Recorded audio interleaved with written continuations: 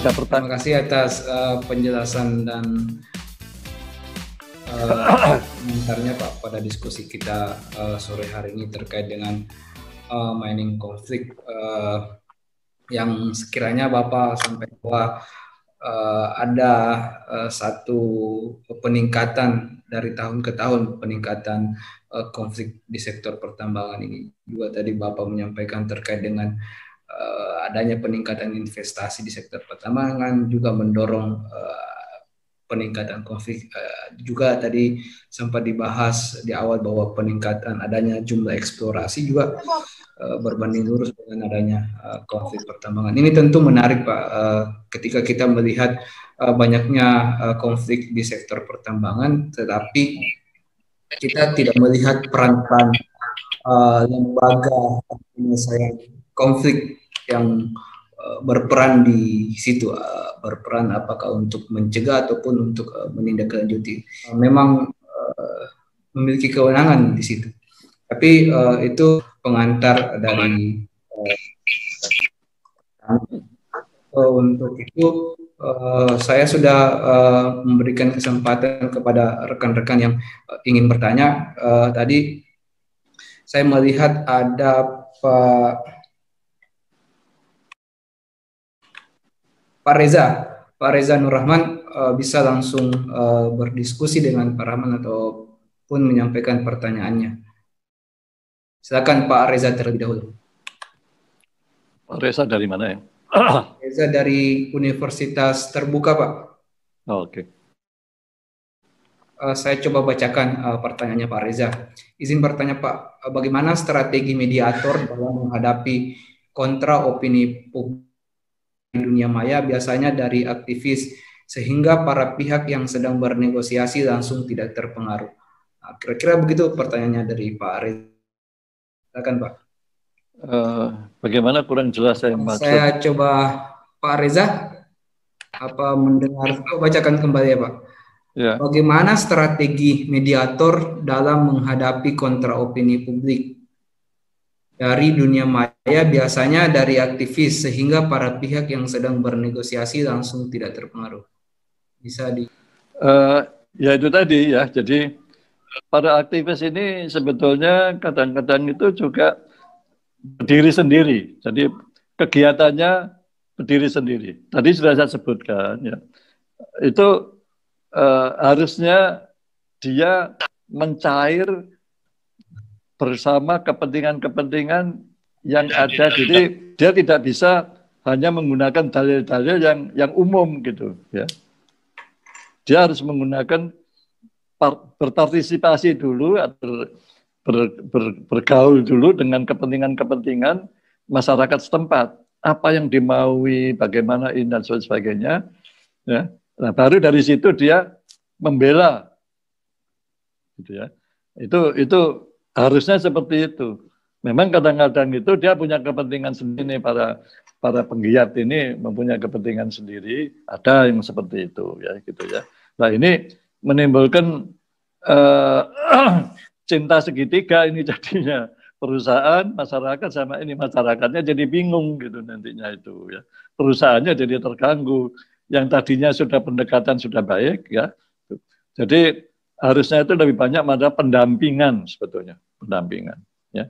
Tidak memberi pendapat, apalagi kalau pendapat itu hanya sifatnya umum dan online gitu ya, dan seperti itu. Jadi yang penting itu berada di sana lah begitu. Karena Indonesia ini macam-macam kepentingan kondisinya, karakternya masyarakat itu beda-beda begitu ya. Permasalahannya juga beda-beda, pemicunya juga beda-beda dan sebagainya gitu. Jadi tidak bisa pakai rumusan-rumusan atau dalil-dalil umum. Saya kira itu jawab saya. Halo? Ya baik Pak, terima kasih atas pertanyaannya Pak. Di sini juga ada Bapak Dr. MS Eko Prasetya. Bisa langsung Eko Prasetya bisa langsung bertanya kepada Pak Rahman. Silakan Pak Dr. Eko. Menizin Pak Rahman. Assalamualaikum semuanya. Waalaikumsalam. Oke, Pak Rahman. Ini kita berbagi pengalaman aja, apalagi ada Pak Bisman juga ini. Saya sendiri sih ngalami menyelesaikan konflik-konflik pertambangan karena saya sendiri dulu memang 12 tahun di pertambangan. Sebenarnya secara nggak langsung set dari masyarakat, kita ini orang di tambang ini banyak duitnya, sehingga secara nggak langsung jadi pemerasan terselubung. Ini satu. Tapi yang penting lagi sebenarnya dalam persoalan ini, pemerintah tidak pernah hadir dalam persoalan ini. Contohnya, saya pernah ngalami di Kolaka Utara. UP saya ditimpa sama UP militer waktu itu, zamannya masih belum 23 2014 Pak, masih 4 2009 murni. Saya laporkan ke pusat. Apa katanya pusat? Tolong diselesaikan aja di daerah karena buatan daerah. Artinya bahwa memang negara memang tidak mau tanggung jawab dalam persoalan ini. Padahal secara isi teknis kan dia kan sebagai fungsi pengawasan kan beliau di atas, Pak. Nah, dalam pertambangannya memang rusaknya di situ. Nah, sehingga kadang-kadang pengusaha pertambangan itu dieksploitasi. Nah, begitu pengusaha pertambangan dieksploitasi, akhirnya dia mengeksploitasi masyarakat. Itu satu, Pak. Nah, ini harus mindset ini harus benar-benar dirubah. Mau ya untungnya sekarang ada smelter sehingga nggak nambang semuanya. Coba kalau bisa nambang lagi ini, pasti keributan ini terjadi. Nah, 3 Pak, mohon izin bahwa rezim kita ini, undang-undang kita ini kan menganut hak atas tanah. Nah, seharusnya juga diperlukan juga undang-undang agraria yang mengatur hak bahan galian sehingga orang tidak bersikukuh. Nah, karena konflik yang terjadi, contohnya sampai saat ini terjadi. Salah satu perusahaan yang nggak bisa saya sebut namanya, tapi inisialnya aja BC yang di Berau. Berapa banyak lahan masyarakat itu? Karena waktu itu saya jadi tenaga ahli bidang lingkungan dan pertambangan, Pak, dari Satgas Berbungli. Faktanya begitu. Kalau enggak tanah masyarakat, ladang-ladang yang di dalam itu, yang dulu zamannya penetapan kawasan masih belum masuk hutan, dibuat masuk hutan. Nah, ini konspirasi politiknya juga besar. Nah, berkait sehingga menurut saya sih Pak, satu sisi juga memang harus ada aturan yang mengatur, mohon izin, bahwa terhadap hak bahan galian ini masyarakat juga nggak bersikukuh. Karena saya juga alergi juga melihat masyarakat yang minta ganti rugi 1 meternya 150.000. Nah, kalau 1 meter berapa, Pak? Gitu loh, bisa 1, berapa? 1,5 M. Nah, tetapi memang ada cara juga saya pernah lakukan dengan masyarakat di sekitar tambang yang daerahnya kena apa itu WUP. Saya ajak kerjasama waktu saya nambang boksit. Jadi, oke, tanammu kena berapa, dalam tanammu ada deposit berapa, kita hitung, kita estimasikan ada ini Pak, apa itu data, apa itu nama, data eksplorasi, ya kan? Sehingga saya sampaikan, tanah nanti selesai saya betulkan, per tonnya kamu dapat sekian dolar, nggak banyak lah Pak, $1, $2. Tapi sebenarnya kan kita kalau dihitung Pak, sebenarnya kalau lebih menguntungkan membebaskan lahan. Tapi kan untuk menghindari konflik, kan pola bagi hasil begitu kan lebih menguntungkan. Sehingga mereka tetap punya tanah kembali. Nah, jadi kuncinya Pak, menurut saya Pak, mohon izin sekali mohon arahan dari Bapak. Ini keberadaan pemerintah ini dalam penyelesaian konflik harus ada. Ini untung ini masih ada smelter sehingga semua nggak gali-gali. Coba kalau nggak, sudah politiknya kayak sektor tambang seperti begitu, pasti ribut. Terima kasih, mohon izin Bapak. Baik Pak, terima kasih Pak. Silakan Pak Rahman bisa langsung menanggapi Pak. Terima kasih. Sebenarnya apa yang dikatakan tadi itu adalah keadaan lapangan yang secara apa namanya tadi itu konsep, secara apa struktur sudah saya sampaikan semuanya begitu ya. Ya memang seperti itu begitu ya.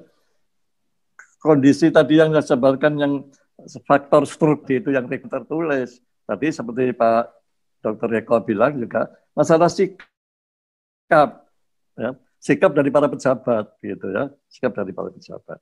Jadi Intinya itu perkataan negara tidak hadir, pemerintah tidak hadir. Itu kuncinya di situ. Hadir itu sebetulnya ya, bukan masalah hadir fisik, tapi juga hadir semua aspek kehidupan. Begitu. Itu harusnya begitu. Jadi terima kasih Pak Eko sudah nambah-nambah itu bagi kawan-kawan barangkali. Pengalaman Bapak itu sama, saya 10 tahun jadi konsultan yang sama begitu. Di tahun-tahun Orde Baru dulu, ya begitu itu, sama aja, tidak berubah-berubah gitu ya. Oke, yang lain? Baik, terima kasih atas tanggapannya Pak Rahman. Berikutnya saya panggil Pak Bani dari staf Kementerian SDM Penempatan Maluku Utara. Silakan Pak Bani. Ya, Assalamualaikum warahmatullahi wabarakatuh. Apa kabar Pak? Semangat pagi Pak Rahman dan Pak Amaludin. Semoga selamat, di sini udah malam ya, jam 7 waktu Indonesia Timur.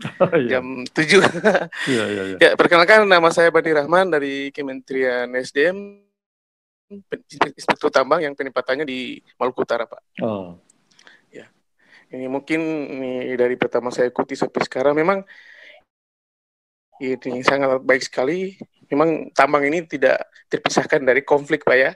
Mulai dari pembukaan lahan sampai pada produksinya itu tidak lari dari masalah itu terus. Memang, jadi mungkin kepentingan itu yang tadi Bapak sampaikan. Selama masih ada kepentingan, tetap itu ada konflik. Tergantung dari pemerintah yang mungkin banyak intens komunikasinya, Pak ya, mungkin seperti itu. Pertanyaan saya tuh Pak, ini tahun depan ini kan kewenangan pertambangan di daerah itu kan semua di pusat, Pak. Nah, ya, jadi yang saya tanyakan ini, apabila daerah yang tadi Bapak sampaikan, daerah terpencil, Pak ya, yang memang susah komunikasinya, susah komunikasi jaringan, apabila dari pemerintah daerah yang tidak sikap atau tidak cepat mengambil keputusan, karena keputusannya semuanya di pusat, jadi pemerintah daerah atau pemerintah tempat harus menunggu keputusan dari pusat, karena belum bisa ngambil keputusan yang harus hari itu, karena konflik itu kalau dibiarkan saja tetap akan terjadi besar kalau memang pemerintah tidak cepat mengambil sikap. Yang saya tanyakan, bagaimana tanggapan Bapak mengenai hal ini, Pak? Kalau memang tahun depan ini kan kita ketahui kewenangannya semua di pusat, Pak. Mungkin pencerahannya, Pak, atau mungkin maksudnya. Terima kasih, Pak. Baik. Oke. Pak Bani, silakan. Pak Bani ya, oke. Jadi begini, ini sebetulnya masuk ke dalam masalah desentralisasi, ya. Saya sudah banyak diskusi tentang ini sejak tahun 98 ini ya. Pada waktu desentralisasi pertama kali itu. Pertambangan itu paling rajin, paling getol melakukan desentralisasi. Nah, perlu dipahami, desentralisasi itu awal-awalnya itu karena tekanan politik. Tahun 98 itu ya, itu waktu terjadi perubahan rezim pemerintahan dari Orde Baru ke Orde Reformasi ini, ya, itu banyak daerah yang menuntut untuk berpisah dari pusat. Pokoknya kalau kami begini, kenapa? Karena memang tidak adil gitu ya. Bayangin, Kalimantan itu menghasilkan segala macam. Saya pergi ke Kalimantan Timur itu, di sana itu PLN-nya itu kalau satu hari itu barangkali cuma 3-4 jam hidup. Habis itu kembang kempis ya, hidup mati. Karena apa? Seluruh Kalimantan Timur itu hanya aja 20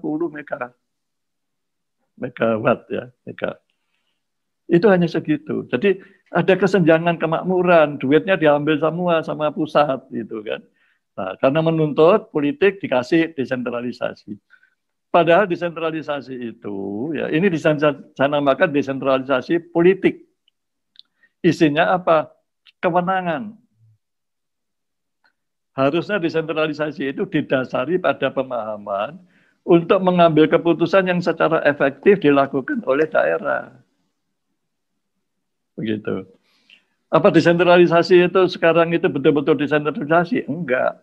Yang desentralisasi hanya kewenangannya saja. Tapi kemampuannya enggak didesentralisasi. Saya tanya sekarang, masalah-masalah sosial yang kita bicarakan sore ini, itu kementerian mana yang ngurusi? Di SDM ada nggak kementerian yang ngurusi apa biro atau apalah subdit atau kasubdit yang ngurusi masalah sosial. Nggak ada. Saya dengar sekarang diserahkan ke inspektur tambang. Sosial. Ya. Jadi nggak ada. Masalah ada biro lingkungan. Dibubarkan juga. Kenapa? Yang ngurusi LH gitu. Nah, masalah sosial ini siapa yang ngurusi? Apa Kementerian Sosial atau Menteri Dalam Negeri atau siapa gitu. Nah, ini nggak jelas.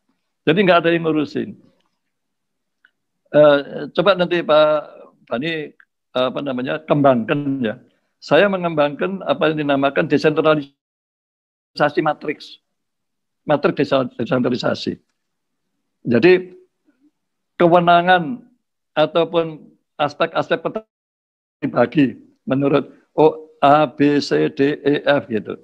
Terus yang ke bawah itu siapa? Mungkin mulai dari kepala, mungkin dari mulai camat, bupati, apa dan sebagainya ya, provinsi dan pusat. Nah, masalah apa yang sudah bisa ditangani di sana disuruh tanganin. Ya, kalau belum bisa dibina sama pusat.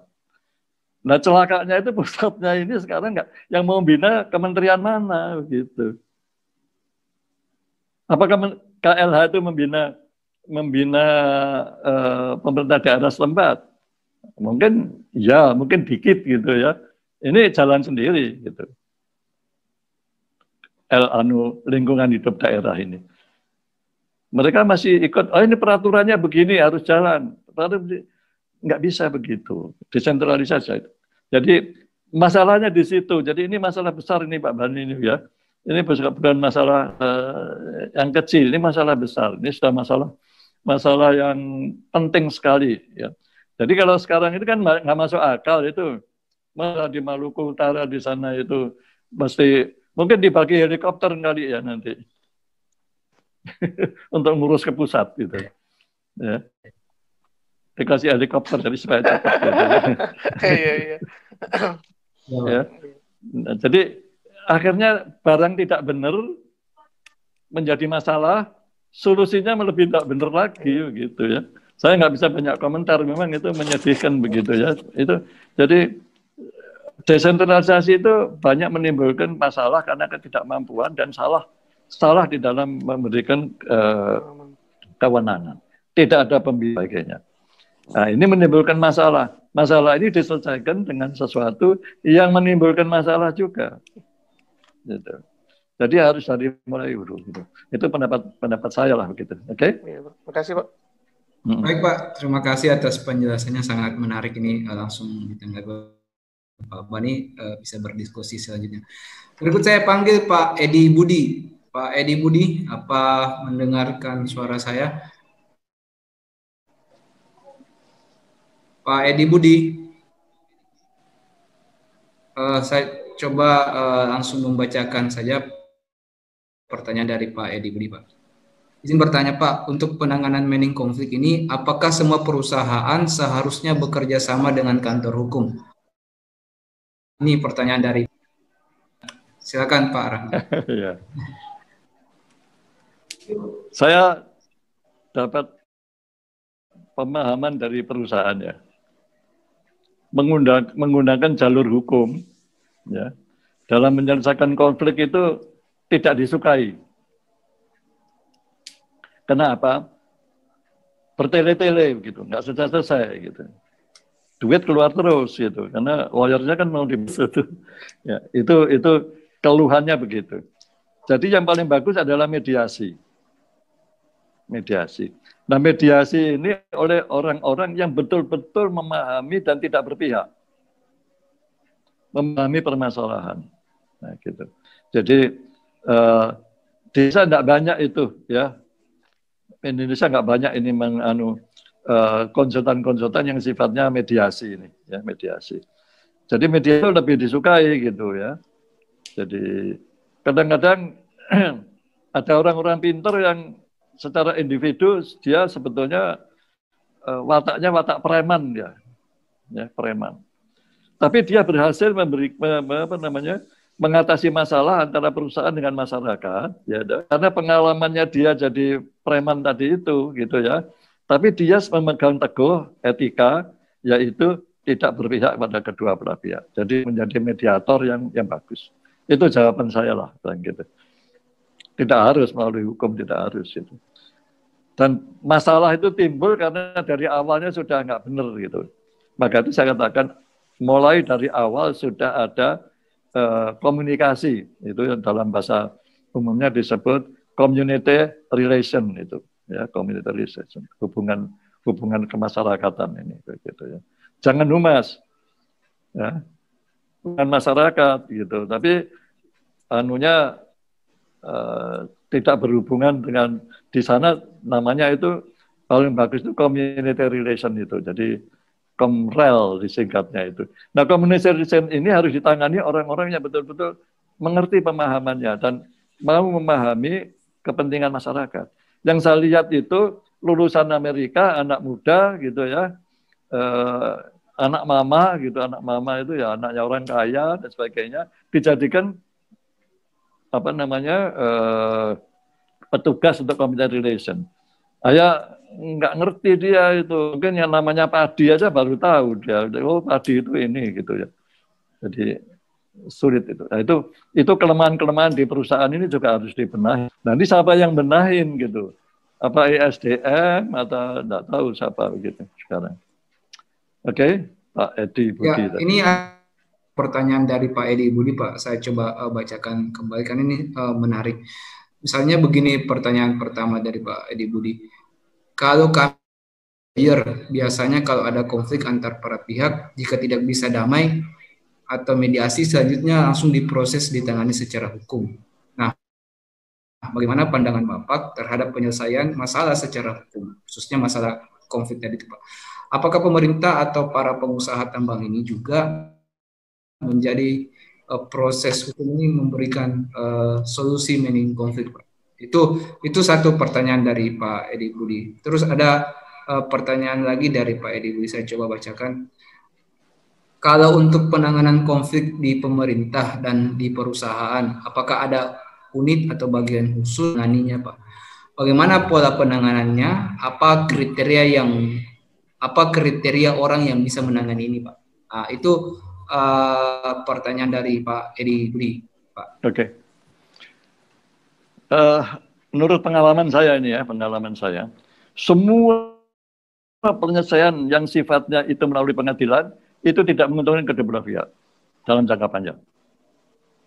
Kalau mau cerai aja lah, jangan usah melewat pengadilan gitu. Itu nggak selesai, nanti musuhan itu, masing-masing rebutan harta gono gini dan sebagainya gitu ya.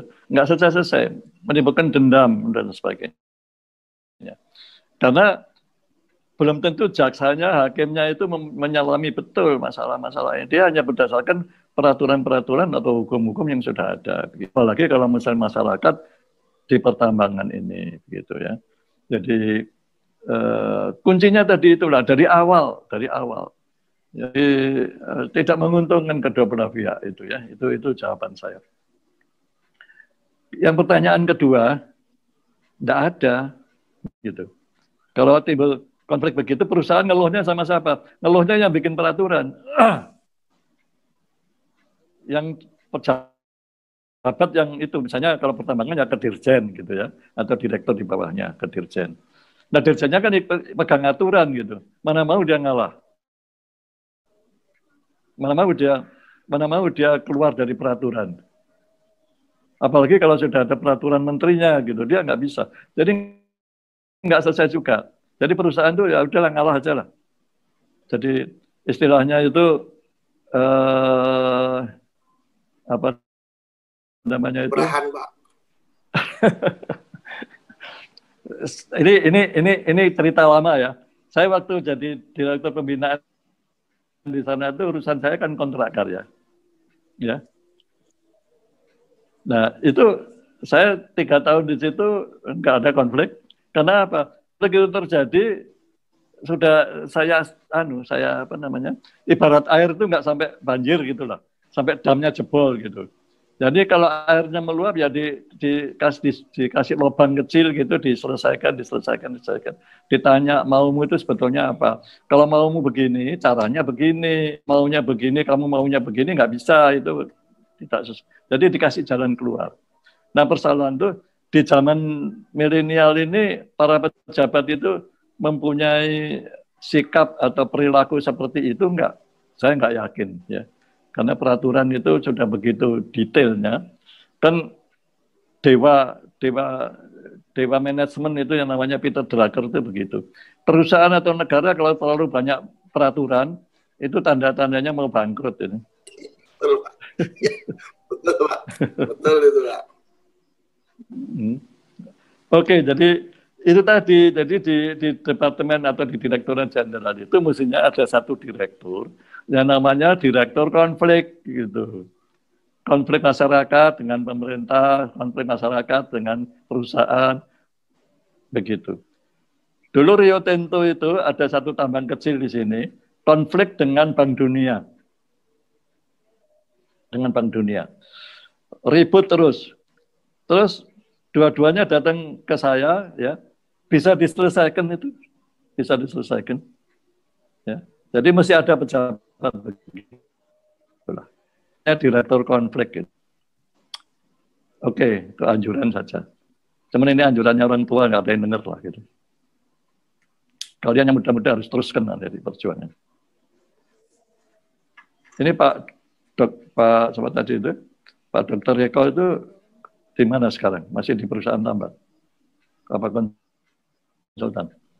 Pak Dr. Eko di unmute, Pak. Saya udah tidak nambang lagi, Pak. Takut kualat saya, Pak. Izin, bukan ada Pak Rahman ini. Karena beliau kan kalau nggak salah pernah di Minerba ya, Pak. Ya, Pak Rahman ya. Ah ya, sebentar di sana. Pak, ada satu yang penting juga menurut saya. Itu kan inspektur tambang itu kan dia mempunyai fungsi pengawasan. Ya. Tambang. Nah, tapi dia dalam posisi dalam IUP, dalam wilayah IUP. Nah, satu sisi berdasarkan pasal 40 dokumen lingkungan, izin lingkungan itu kan tukang kontrolnya adalah BPLH. Hanya sayangnya BPLH kan bermain di luar wilayah IUP.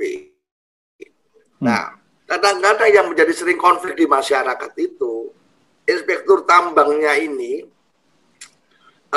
sudah kecolongan, begitu keluar dari WUP, yang ngerjakan kan BPLH, Pak. Masyarakat ributnya sama LH. Menurut Bapak, apakah sebaiknya peraturan ini dirubah? Sehingga BPLH itu bergandengan dengan inspektur tambang, terutama mencabut pengawasan terhadap lingkungan, pengelolaan lingkungan. Karena kenapa? Akan lebih baik kalau dicegah di dalam daripada jebolnya keluar 2 kali kerja. Kemudian kita mengacu pada asas contrarius actus, di mana izin lingkungan, surat kelayakan lingkungan itu kan dilakukan oleh pemerintah daerah atau wilayah yang diamdalkan, ya kan, Pak? Nah, bagaimana menurut Bapak terhadap ini? Karena menurut saya ini menjadi konflik norma juga, Pak. Ya. Memicu ini. Nah, apalagi kan, nanti kan Undang-Undang 3 2020 itu izinnya di pusat semua. Apa mau daerah jadi pengawas, istilahnya cuci piring aja? Apa nggak rusak lagi tambah masyarakat kita sama lingkungan kita? Mohon izin, Bapak. Oke. Ini masalah LH itu, masalah lingkungan hidup itu. Itu masalah kecil apa masalah besar? Masalah besar kan. Masalah hidup ekonomi, hidup nyawa, hidup segala macam dari masyarakat masa depan mungkin bergenerasi-generasi. Jadi masalah besar ini, gitu ya. Nah, pertambangan itu mempunyai karakter-karakter khusus, ya, mempunyai karakter khusus. Diurusi oleh KLH, Kementerian LH. Ya. Pertanyaannya, apakah orang-orang di LH sana itu mengerti mengenai karakter-karakter pertambangan? Ternyata tidak. Saya sudah karena saya sudah diskusi dengan salah satu pejabat eselon 1 itu ternyata, oh gitu toh Pak, oh gitu toh Pak, gitu. Nah, jadi nggak ngerti. Oleh karena itu, tadi itu usulannya bagus ya. Tetapi jangan inspektur tambang. Inspektur tambang itu polisi. Dulu namanya ada bukunya itu Main Polisi Reglemen itu, MPR itu ya. Dia polisi dia itu gitu. Nah, polisi suruh ngawasi tok, tapi nanti nggak nindak dia, suruh menyelesaikan masalah. Lo kerjanya polisi ya polisi gitu aja gitu ya. Nah, seperti zaman Belanda dulu, inspektur tambang itu kuasa sekali. Dia bisa menyetop tambang hari itu juga gitu. Stop, tidak boleh operasi, berhenti dia gitu. Nah, paling tidak itu ada eselon 2 lah di Direktorat Jenderal sana ya. Di ESD di Minerba itu yang ngurusi khusus tentang lingkungan dan apa itu sekarang kecelakaan itu K3 apa namanya itu K3. Nah, K3 ini kesehatan, jangan kesehatan karyawan saja, termasuk kesehatan masyarakat juga, gitu. Ya, jadi ada satu direktur khusus itu. Nah, direktur inilah ya yang mempunyai anak buah nanti termasuk inspektur tambang di situ. Ya. Sekarang kan inspektur tambang itu kan masuk ke direktorat teknis kalau nggak salah, ya. Seperti zaman dulu juga begitu. Nah. Direktorat satu ini, direktorat apa namanya, itu nanti yang bergandengan tangan seperti yang Pak Eko anjurkan tadi dengan LH, begitu. Ya. Jadi harusnya ada 2 direktur lagi ditambah di sana itu. Direktur lingkungan sama direktur sosial, gitu. Direktur sosial nanti yang berhubungan dengan Kementerian Sosial, dengan kementerian ini, kementerian itu, dan sebagainya, begitu. Satu lagi direktur, tambah direktur, jadi hanya banyak direktur lah gitu. Gitu. Oke, itu usul saya. Jadi nanti supaya diteruskan, saya sudah nggak berhubungan sama siapa-siapa Pak Eko. Saya hanya berhubungan di rumah ini sama istri saya aja, yang lain nggak. Pak Rahman, yang izin? Ya. Mungkin ada tambahan dari saya, boleh Pak? Boleh. Oh, silakan. Ini Pak Moderator, silakan. Ya mungkin, makasih Pak Moderator. Ini mungkin hanya yang saya tahu saja. Mungkin saya berbagi aja Pak Amrudin. Ini kita tahun ini sudah mulai namanya WASDU, pengawas terpadu. Jadi inspektur tambang itu dia bekerja sama dengan ini dari Migas, BPH Migas, yang berhubungan dengan satu harga itu ini minyak, terus kelistrikan sampai ke lingkungan. Jadi kita sudah pengawasan terpadu tahun ini, cuma karena baru mulai di tahun ini, cuma karena pandemi, jadi cepat kita pernah turun, cuman masalah ini kelistrikan PLTS. Jadi ke depan itu yang menurut yang saya tahu itu bahwa ini dibentukkan untuk pengawasan terpadu akan ini berlanjut, tapi hanya sementara Pak. Hanya sementara karena menurut dari peraturan PP 55 dengan Undang-Undang Nomor 49 itu hanya 5 aspek yang diawasi oleh inspektur tambang. Cuman karena ada beberapa dirjen yang membutuhkan tenaga teknis dalam hal ini inspektur tambang untuk langsung turun ke lapangan, maka kita hanya dibantukan sementara aja Pak. Nah, tapi tidak selamanya, itu menurut dari detailing yang Dirjen Teknik dan Lingkungan di pusat. Jadi seperti itu Pak. Jadi sudah adakan pengawasan terpadu atau yang dinamakan WASDU tahun ini. Jadi masalah lingkungan, masalah kelistrikan, masalah minyak satu harga, BBM satu harga, itu inspektur tambang dilibatkan, tapi hanya sementara. Sementara, tidak selamanya karena hanya diperbantu. Nah, ke depan, karena kita sudah sesuai dengan undang-undang, kita hanya 5 aspek yang kita awasi. Mungkin seperti itu, Pak. Makasih atas penjelasannya. Ya, silakan Pak Rahman bila ingin ditanggapi. Itu inspektur tambang itu menurut saya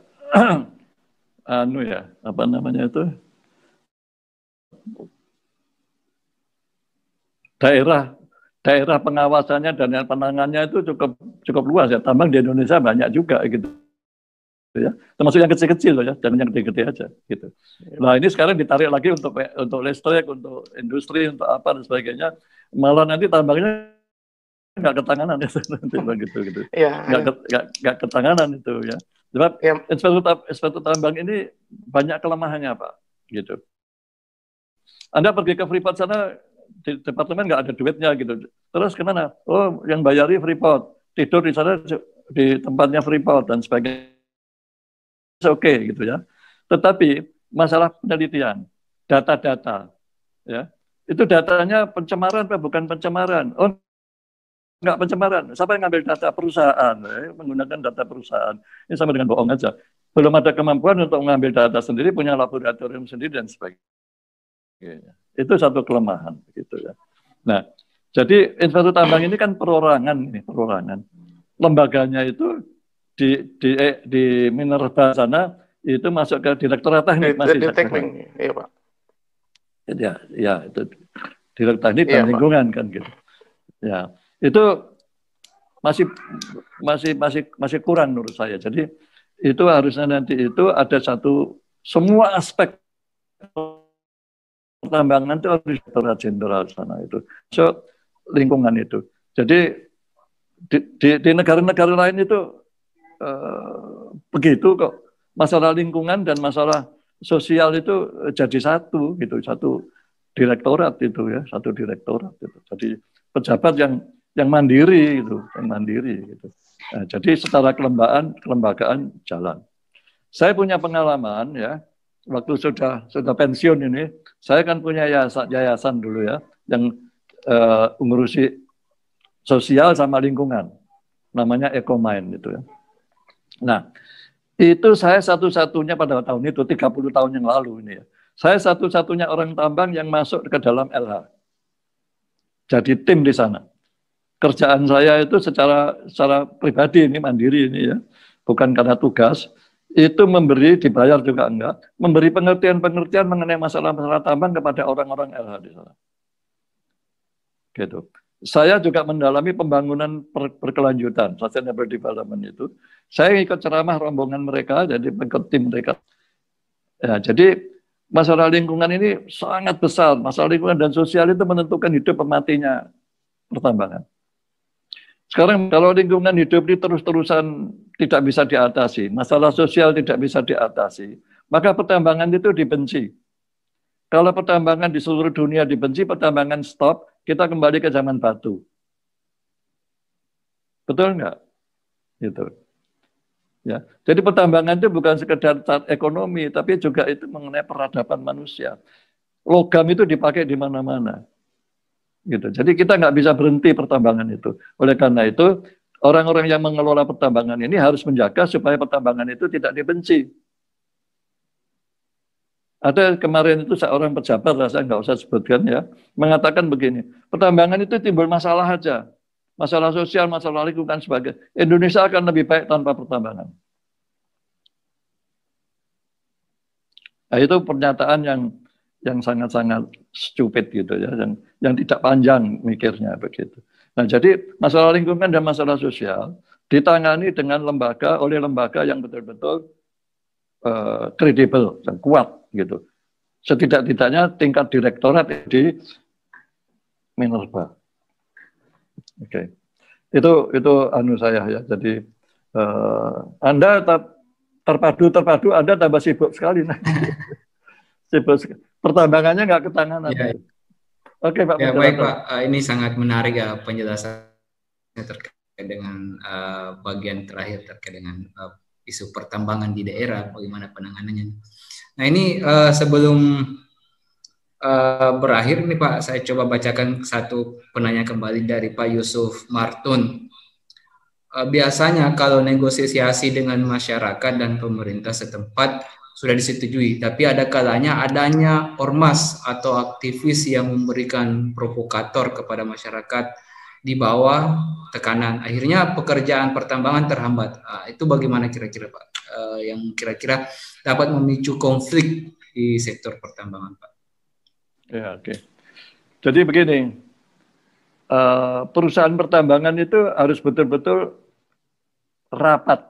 Jadi hubungannya itu harus rapat, harus satu keluarga dengan masyarakat, ya gitu. Sehingga masyarakat itu tidak mudah dipengaruhi, semua lebih transparan, dia memahami. Nah, harus tahu caranya supaya dipahami itu bagaimana begitu ya. Adanya pengaruh atau provokasi dari luar itu karena masyarakat dengan perusahaan itu ada kesenjangan gitu. Ada kesenjangan. Jadi saya 30 tahun saya di perusahaan tambang ya. Itu saya mempraktekkan cara itu gitu. Praktekkan cara itu. Jadi misalnya begini, saya di satu kota kecil gitu. Saya ganti pejabat di situ. Ini kok banjir, ini kok desa ini kok selalu kena banjir, kenapa gitu. Jadi saya datang ke situ sebagai pejabat baru, saya tanya, coba diselidiki kenapa kok banjir. Oh itu ada air tertambang yang masuk ke situ Pak. Saya datang lihat saja, oh coba bikin alat besar di situ, alihkan begini, dalam waktu 2-3 hari selesai masalahnya itu. Gitu. Oh senang masyarakat itu. Halo? Lanjut Pak. Nah, jadi apa yang terjadi? Setelah saya mau dipindah, saya mau sekolah, mau ke sekolah ke luar negeri, mereka itu rame-rame datang ke kantor ya, Pak Rahman jangan dipindahkan, katanya. Nah, hubungan yang seperti itu harus ada. Ada satu perusahaan tambang misalnya gitu ya. Ini di daerah yang warganya semua itu pemeluk Kristiani, agama Kristen gitu ya. Nah, maaf terbalik. Pemeluknya di situ tuh Islam semuanya. Direktur utamanya, direktur semuanya itu orang-orang Kristen. Nah, ini diberi apa penyelesaiannya jadi susah, jadi sulit gitu, karena ada kesenjangan pemahaman ini. Jadi pada waktu konflik saya diminta datang sana sebagai mediator gitu ya, waktu jadi konsultan dulu. Saya lihat begitu, ini mudah nih, saya bilang bentuk aja satu orang pejabat yang agamanya Islam, yang pinter, yang ini, yang itu, yang luwes gitu ya, luwes, pinter tuh luwes dan sebagainya untuk selesai masalah. Itu tadinya dikasih masjid, itu dibangunkan masjid, nggak mau terima. Karena apa? Yang membuka, yang meresmikan itu orang Kristen gitu. Nah, hal-hal yang begini ini menyebabkan kesenjangan. Nah, jadi masyarakat itu harus dianggap seperti anak lah gitu ya. Kalau dia dekat sama kita nggak bisa dipengaruhi orang. Ya. Itu aja sebetulnya rumusnya. Ya. Baik Pak, saya melihat waktu sudah menunjukkan pukul 17.26, walaupun sebenarnya ada banyak penanya nih Pak yang tidak sempat saya panggil satu persatu. Tapi kalau saya melihat diskusi kita sore hari ini bahwa memang sektor pertambangan ini membutuhkan satu kebijaksanaan yang luas, yang besar, karena ada lintas dimensi, ada lintas disiplin ilmu yang terkait di sektor pertambangan, Pak. Apalagi kalau tadi Bapak menjelaskan bahwa selama ini pendekatannya hanya pendekatan kompensasi, bukan pendekatan keadilan sosial. Jadi memang sektor konflik di pertambangan ini sangat membutuhkan upaya yang keras, belum lagi tidak adanya perhatian dari pemerintah, semisal dalam Undang-Undang 3 tahun 2020 untuk satu memfasilitasi lembaga khusus yang berfokus untuk bagaimana melakukan pencegahan dan penindakan di sektor konflik pertambangan. Saya kira sangat menarik diskusi kita sore hari ini Pak. Banyak interaksi dari tadi Pak Eko, Pak Bani, dan Pak Budi tadi. Mungkin ada closing statement dari Pak Rahman, khususnya bagaimana sih supaya kita mencegah terjadinya konflik di sektor pertambangan. Apakah yang harus didahulukan? Apakah mendahulukan komunikasi yang partisipatif ataupun bagaimana Pak terkait dengan ini? Ini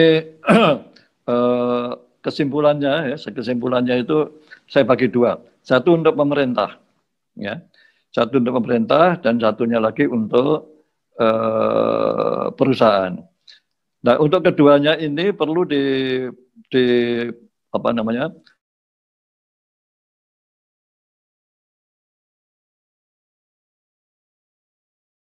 pertambangan itu, artinya pertambangan itu kalau mati, ya, itu penyebabnya adalah karena masalah lingkungan dan sosial. Ini harus dipahami oleh pemerintah dan oleh perusahaan.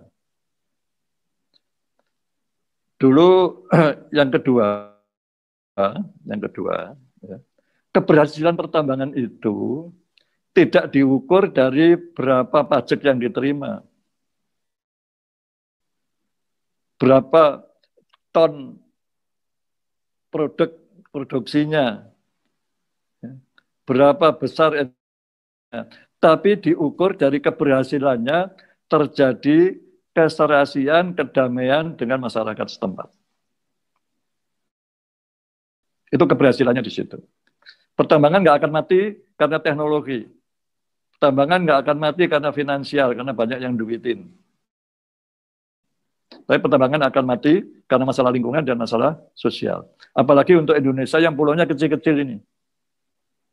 Lain Australia, Amerika, Australia, Kanada, Brasil, itu luas gitu kan, daratan luas begitu.